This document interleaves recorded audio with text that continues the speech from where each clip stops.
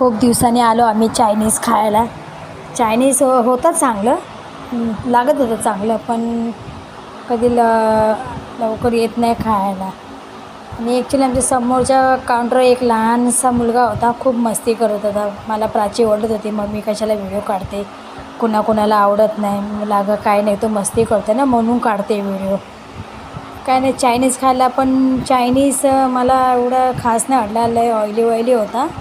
तर बघा किती ऑइली आहे बघा, ऑइली आहे बघा, खूप खूप म्हणजे खूप ऑइल होता, एकदम ऑइल होता. आणि ते त्या चायनीजच्या वरती पण ऑइल दिसत, एवढं पूर्ण ऑइल दिसत. मी पूर्ण झूम करून कॅमेरा बघा केलं, बघा ऑइली. हिला मी बोलली की एक काम कर बाई, मला पिझ्झा मागव, मला नको बाबा चायनीज, मला एक पिझ्झा मागव. मग पिझ्झा आला. पिझ्झा मला आवडतो, मी चीजवाला पिझ्झाच खाते. चीजवाला माझा पिझ्झा मला खूप आवडीने आवडतो.